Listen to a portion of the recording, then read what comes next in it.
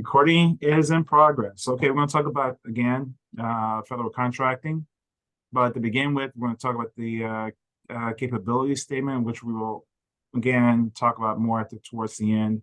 Capability statement is your resume of your company, like your personal resume. So you need to have your personal resume done, and it needs to be a one-pager with things that will convince someone to hire you. In a sense, that's what it is. The capability statement is the same thing. It says your basic details, your emails, the points of contact, your EIN number, your SAM's identification number, your DUNS number, your employer identification number, email addresses, who the points of contacts beyond yourself. That's in a nutshell what it is. In addition to that, are you able to accept credit cards, or what payment types you accept? Do you do invoicing? Do you do any discounts? You put that on there as well. And then you just go a little bit more to talk about the services and products you offer, with your NICS codes and your SIC codes. So that needs to be on there as well. So that's how they end up matching your capabilities towards that. The next class in strategic planning, we'll go through that a little bit more detail. And if not, I'll make a video and share it. So federal contracting, share my screen real quick. Okay, federal contracting 101. Again, you all qualify as a nonprofit, like for-profit, to offer services to the federal government. You cannot claim, you can claim small business, but you cannot claim ethnic minority or woman-owned business. It doesn't apply because you're a public charity. But you're able to compete as a small business for government contracts for all types of services. You just won't have the extra for minorities, for woman-owned or vet.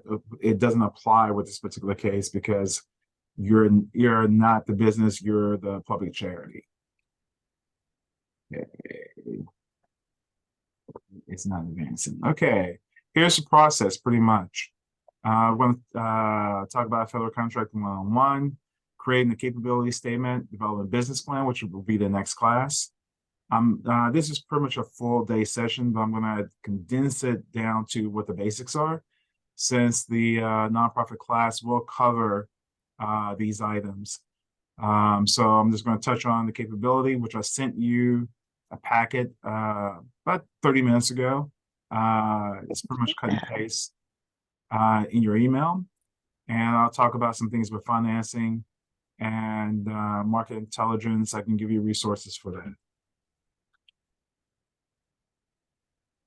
Here's the policy of the United States government. A third of all the contracts, mostly a quarter of all the contracts, need to be awarded to the small businesses. So that's the policy of the U.S. government.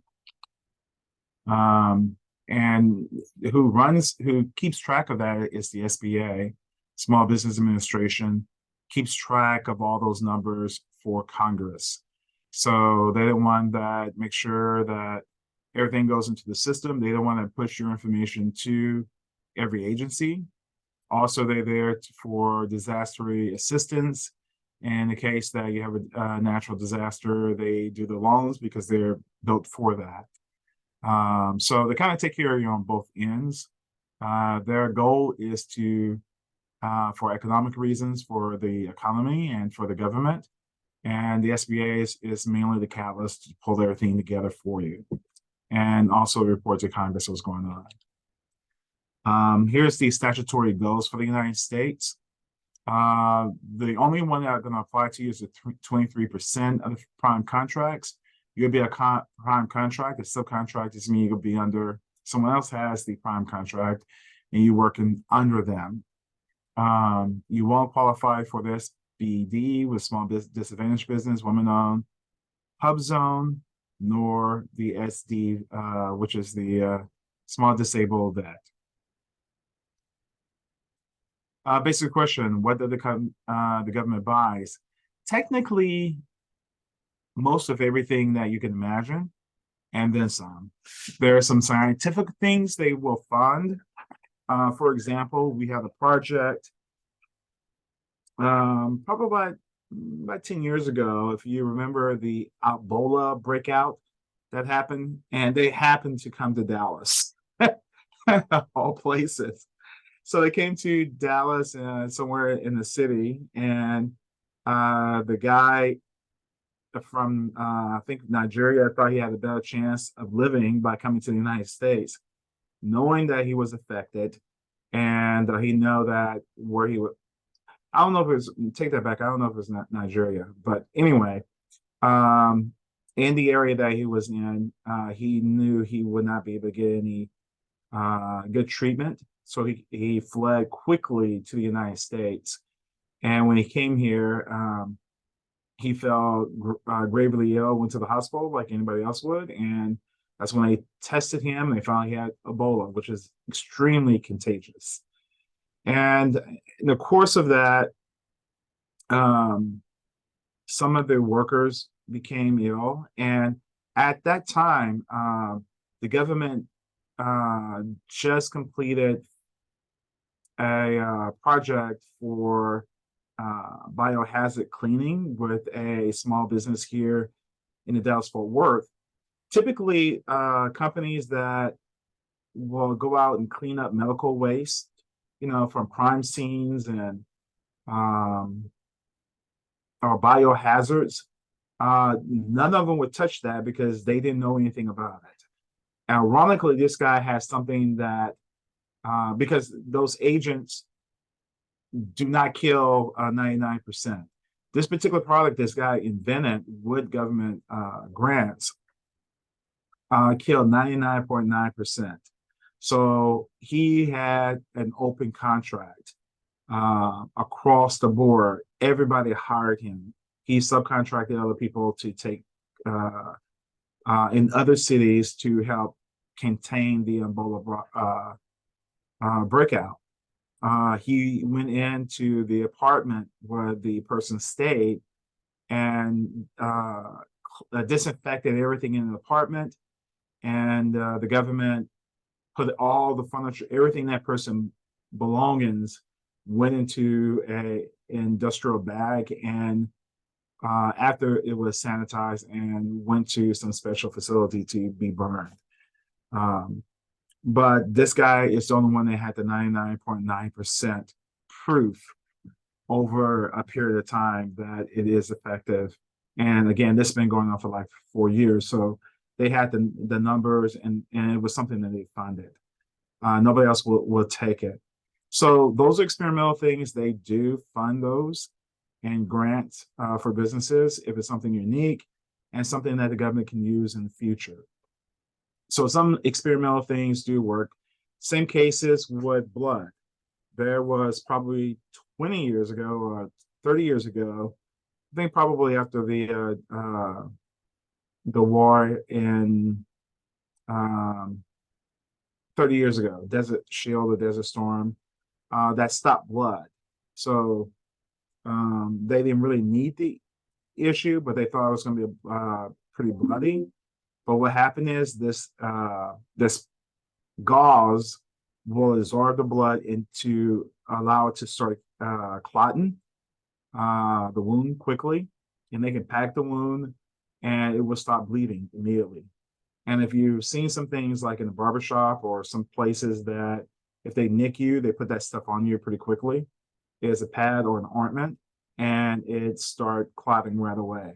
So that was a government grant. And you'd be surprised a lot of things that is the government that the government funds for research. Ben & Jerry's, FedEx, Dale, all of them receive grants for their businesses because it was out of the box. If you look at why Ben & Jerry's, I don't know Ben & Jerry's because we get plenty of ice cream in the other place, but they did. Dell, you can see yes, because when I was in college, we had PCs the following year. PCs were out by IBM when I was in high school, but those PCs were like $5,000 plus the printer. in the early 80s, $5,000 is a heck of a lot of money. A lot of people, everybody can afford that unless you had a lot of money. The Apples were a little cheaper, but personal PCs were pretty expensive. Um, I remember doing my high school paper on a typewriter. So it took me a whole semester, but he told me exactly what he needed, and I just started pecking, and I got it done for the end of the semester. I did a page a week or whatever, and take my time because he said it had to be clean and neat and without all this sloppy correction. So you type it several times so you get it right. But PCs, begged my mom to buy. It was a clone because they had clones coming out. That was funded by the government as well because one of the complaints were IBM is too expensive for the average person to have. So they also sponsored compact computers, if you heard of them, and to make it affordable for everybody else to use. Because if people buying it, money goes into the economy, people are paying taxes, and yada yada yada. If that makes sense. So it's economic revival, if nothing else. So that's another product that was outside of the box, and they paid for it. FedEx. Funny things. We had UPS during that time, but you're dependent on UPS and the post office to get you overnight packages. Or we put them on the airplane. I mean, back in the old days, if we want something to get to Dallas and we're in Houston, we buy a ticket, literally. It's not as expensive as a passenger ticket, but we do counter to counter. So we actually will go to the counter, deliver the document to the agent at the gate. They seal the envelope, and we pay the ticket, and they put it goes in the next flight. That next flight end up in Dallas, and someone at the counter. Remember, you still can walk up to the counter back until 9/11, and someone will pick it up there, sign for it, and it's there in a couple of hours. That's how people did business during that time. FedEx came in because it was kind of cumbersome. Say, hey, we can deliver stuff overnight, and they just mushroomed from that. So, in a sense, what I'm getting at, they do buy almost anything. How do you know? Is you're going to have to prove your case to show there's a market for that item. And to help that, you have SCORE, you have the small bit SBDC. We have an SBDC right there in College, an office there, a SCORE office in Dallas and Fort Worth. Also, you have the SBA. So, plenty of resources out there to help you do the market research. The government pays the university to have this expensive market and research software that you can go in, and someone will sit down and talk with you and do your research for you. You got to do some things on your own. You got to tell them what you're really looking for, but they can pull those stats for you.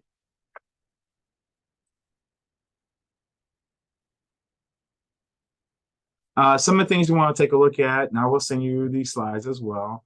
WFPDS.gov, you can do a search there and put in books or put in computers, put in toiletries.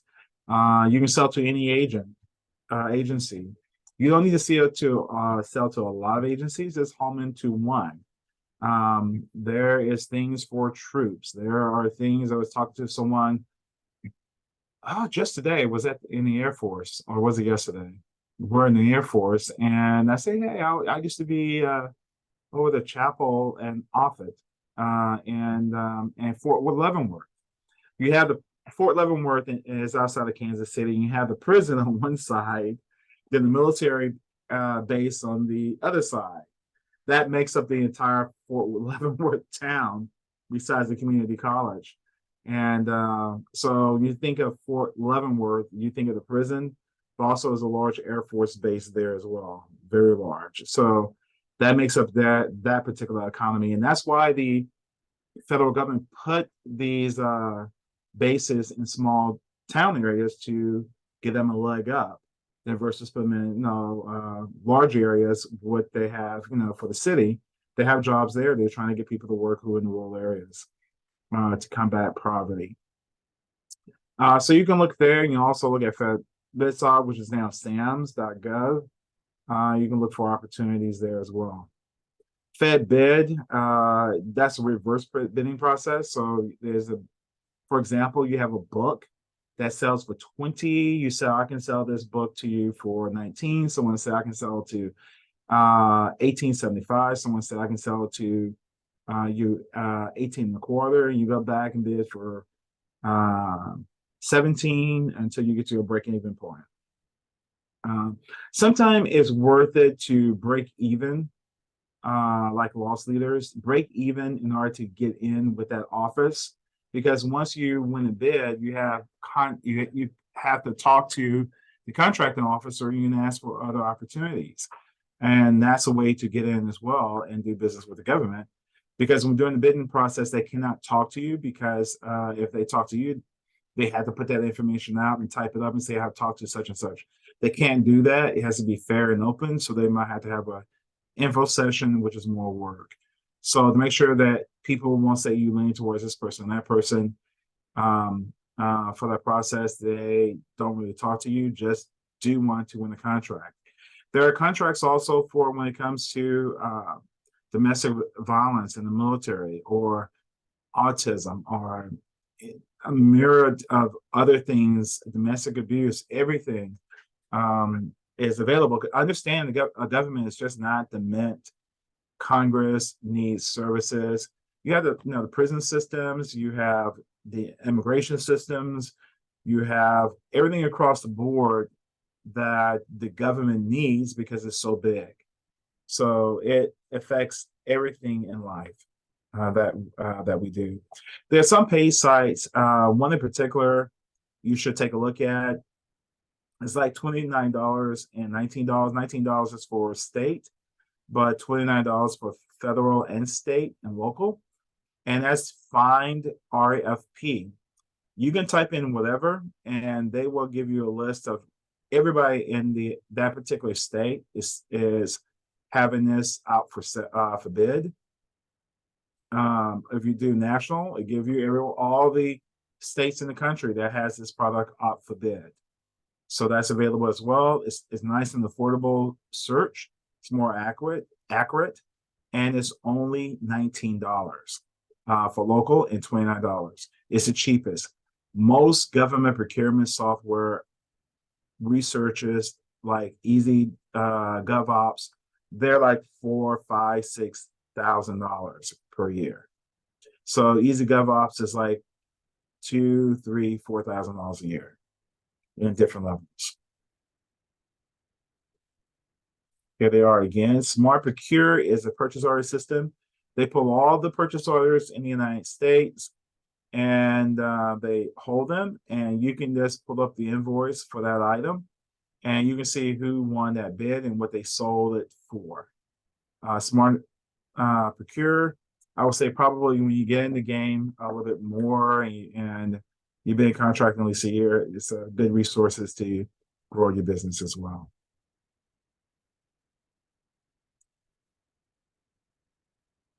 Well, it's just answering questions, so I already answered those. There are government procurement conference that happens every year. So type in government procurement conference. Is always in DC, downtown, and all the agencies of the federal government come there to look for businesses to bid on their contracts. Texas have one here by Roy West, and it's in Irving, either the first or second week of May, and they do the same thing. They have all the state governments bring in whole bids for small businesses to bid for, and they sell everything, and they will award those bids with the state of Texas the next day by noon. They drive in, they do their bid, they collect all the bids, they say bring it in. It closes at noon. They calculate it, who won it, and they get it done right there, and they notify you. You can stay to the end of the show, and they notify you, or they'll notify you when they get back to their offices. Typically, they drive here. Very few fly here because it's so close, but they'll drive here, and then they'll notify you within a day or so. Matchmaking You can do matchmaking at the government procurement conference. I mean, they have stacks of things to bid on. And this conference is usually at the close to the end of, I mean, is in the third quarter because they try and get you ready for the fourth quarter. The government, when they do their budget, they have to spend every single dollar because it disappears on paper on, like, for example, September 30th. So October 1st to September 30th is the government fiscal year, and it's use it or lose it. If you don't use it, you lose it. So it disappears. It's on the paper anyway. And then the clocks reset with the new budget on the next fiscal year, which is October 1. So the last quarter of the year, the government is during the fire sale, they're buying to spend those funds. If you don't spend those funds, what happens? Your budget will get cut. If that makes sense. It might not make sense to you, but that's the way things work. These agencies understand that. That's mean if I don't use that money, someone's in trouble in my agency because we have to spend every single dollar. Every single dollar. You know, they might leave maybe a couple of dollars left, whatever. It won't all get paid. If the bid's coming in this week, it probably get paid sometime next month, over the next month or so. Depends on what it is. If it's an ongoing project like construction, whatever, those are paid in schedules anyway. It'll go beyond the fiscal year, but it's tied to those appropriations. And the appropriations is what, you know, what those funds been appropriated for that fiscal year. But the project is going to another fiscal year, it just picks up. And what gets paid, billed this month up to the end of the until 11:59 on Saturday night is entered or invoiced. Those funds are paid for the following month or when whatever those agreements are. Agencies, I mean, you can go through every agency to find out what you're going to have. Militaries is always good. They have the largest budget, but they have all the agencies as well. Human services have things. Labor has things. So you have a lot of things that you can offer to sell. Remember I mentioned in class about Goods 360? Those things you can sell in commissary for the prison or for the military. They have commissaries, means little stores. So you can sell those items as a contract, or you can do counseling as a contract. You can do some type of services as a contract, like a workshop. Someone said they do technical assistance. So those things you can offer, find out what they're looking for, and they'll tell you. Then you do a workshop for them for that particular thing. Once you get a contract, and if you're doing something at the base, they will do a security check, get you processed with a badge, and use that badge every time you need to come on base. If you're retired military, or if you retired military, then you already have a base clearance that's given for life. But you have to be retired, not you didn't renew to be in the service. Veteran affairs, of course, you have the hospitals. I mean, you have a lot of opportunity here, so I need to mention that. Subcontracting doesn't mean you're working under somebody else. You're at their mercy. They have to pay you. And if you can, you know, but that don't mean they're going to pay you right away. They're going to probably wait until they receive the funds. And most is within reason, 30 days after you receive it, then you get paid. So you're almost talking about a 2-month period at times. If they submit something wrong, then it delays their billing as well. The government normally pays and can pay actually the next day, but they typically will pay within 15 days. Anything beyond 30 days, they have to pay interest, according to Congress. You need to update this information. This is an old slide I've done years ago. So pretty much it's a little bit the same. It's almost the same, but the numbers are just much bigger. Department of Defense is the largest, which includes the military, all the armed forces, and the Pentagon, and so forth. Energy, we know what that is. Health and Human Services, Veteran Affairs, is a service for veterans, along with the hospitals, which are not hospitals, they're research centers. Technically, they're research centers, they're not really hospitals. NASA, we know what that is, and so forth. You can understand what that is. The top 10.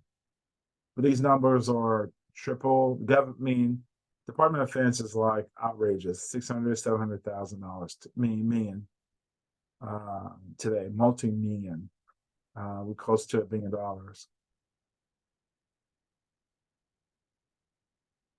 As small business contract, ag give the most because, out of obvious reasons, the ag has farmers. Farmers are small businesses, so that's not a problem. We get into 52% at all because they're all small businesses. They're not huge dairy farms or whatever farms. They're just really small businesses. Of course, the State Department, the Commerce, the Veteran Affairs, and so forth. They say as of this number, they towards go. They have 52%, 39, 36, 35, 31. You remember the magic number, it'd be at 23%. So the last 7 and beyond, Department of Defense, Health and Human Services is under 23%. NASA is under that. Department of Energy is under that. And you just go down the list. And especially Department of Defense, they give the most, but it's hard for them to get the most because their budget is so big. Remember, their budget is $274 billion. Okay, that is a lot of money. So you got to find 23% of that. That's a lot. So there's more opportunity for you. Here's some other, if you want to see what the agency spend, this is a slide, some websites to look for.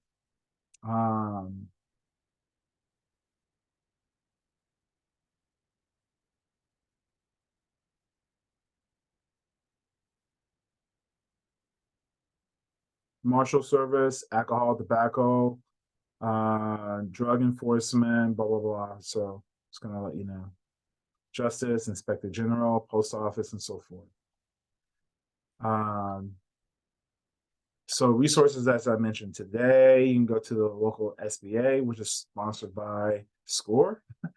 Well, SCORE is all volunteers, but they actually help run those community offices within the SBA. PTAC, Technical Procurement Centers. We have one in UTA right across the street from the post office. It's about a block away. So they only, their job is to get you familiar with the Department of Defense. They're sponsored by the Department of Defense, and they will help you look for opportunities. The Oscar Blue office is at every agency now. There used to be one agency. Now they split all the people at each agency so they can kind of advocate for you. School Service Corps of Retired Executives, they're sponsored by the SBA, and they're there to help you. And as I mentioned, SBDC, we have one downstairs in the Collin County building, which we have classes. Basic information: what is a prime contract? What is a subcontract? You want to be a prime, so you hold all the cards. You hold the contract, and you can pay contractors under you. I'm going to stop here. Do we have any questions?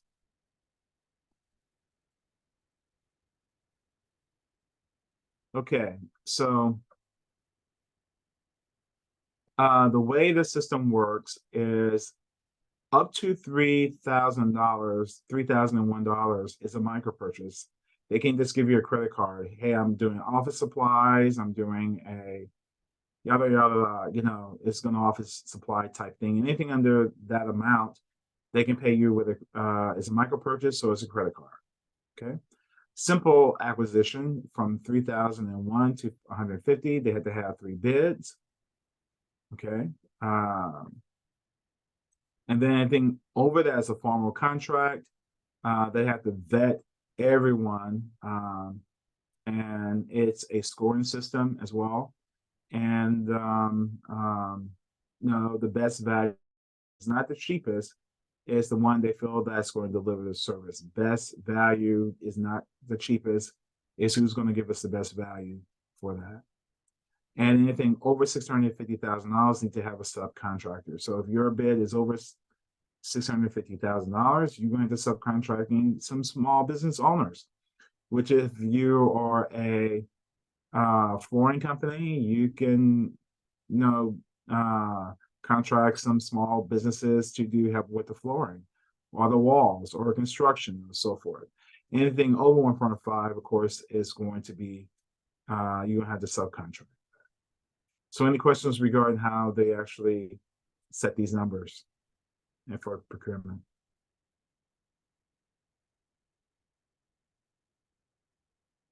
Okay.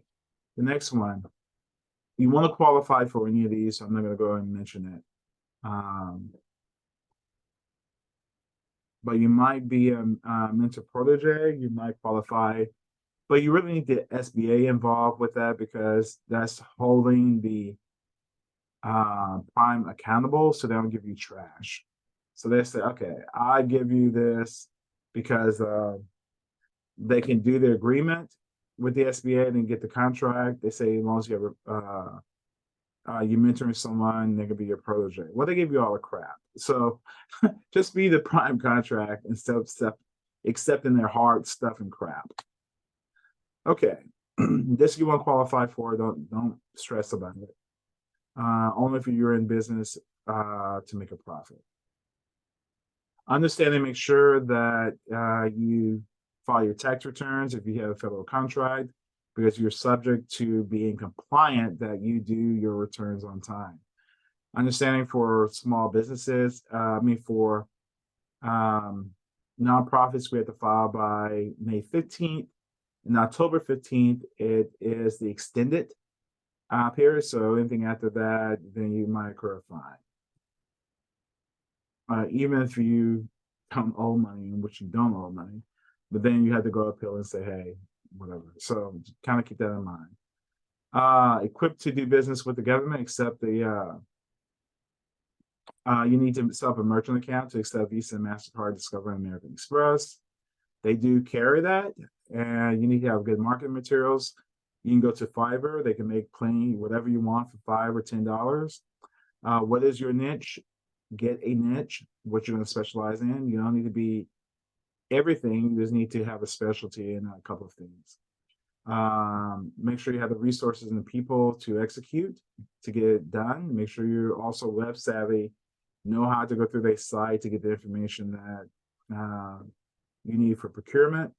Make sure in your social media that you have anything talking about religion, talking about politics, talking about race, talk about sex that is not on your profiles. Just go and just take those things out.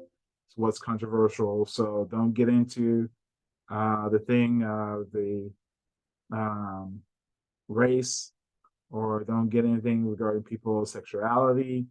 Remember, you're a business person, so it doesn't earn you any money for that. Now, if you are a nonprofit that that caters to the lesbian gay community, then you make that known on your website, and this is a ministry part of that. So yes, then that makes sense. But don't talk about it in your social media because they are sizing you up. Don't talk about Biden and this fight between Trump. Just take that out, because you'll know on the opposite side, they were more tolerant today regarding the lesbian and gay thing. Politics, we're not. We're just off the chain on that. So you don't know who are the person at the very end, where they stance on it. Are they liberal, or they're conservative, or they're liberal, or whatever, moderate. You don't know that person, so you're trying to get business with them, and it's still a people's thing. So there's nothing you really can do about that. Make a good business plan. In the next course, we will go a little bit more detail about that. And to develop that, this is mainly your plan to understand how you're going to run your business. And to find out you needs to be on your website as well. So you have an About Us, And make sure on the About Us page you have your capabilities on that page, and they can download it from that page as well. And I'm sorry, Tim, I heard you say you sent it maybe 30 minutes before we started class, but I didn't see that email. If you don't mind resending that Nice. link, Okay, give me a second. or I'm I sent sorry, it I didn't. to everyone. Um, you Today, you said, right? Let got me go today. back to my. I didn't receive it either. Okay. Okay. Let me see.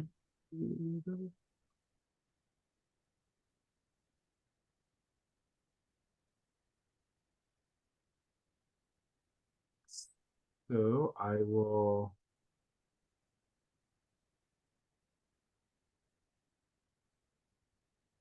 Okay, I think I sent it to the wrong group. Okay, so I will clip Okay. and paste and resend it. Let me see real quick. Uh, Phyllis.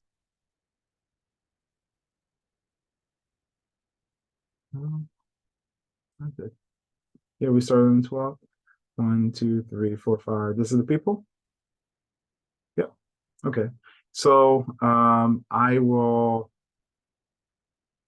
send it later in a few minutes to you.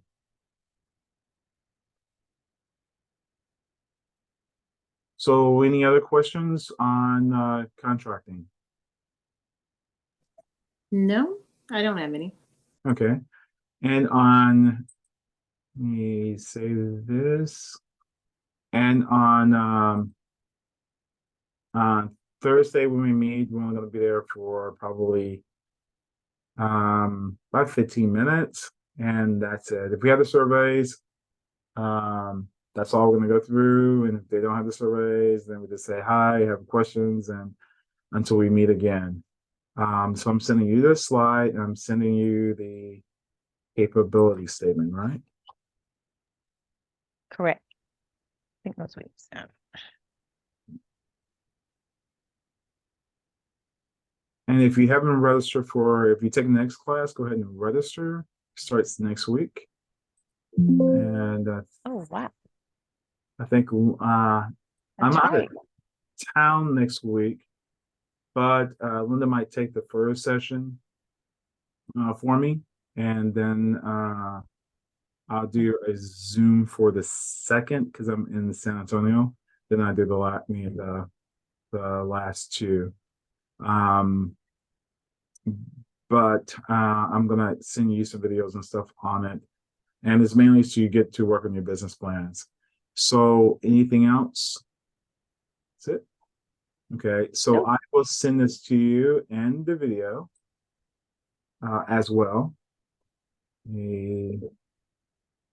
Find where the video is. Okay, so only thing with the video, I'm going to stop recording now.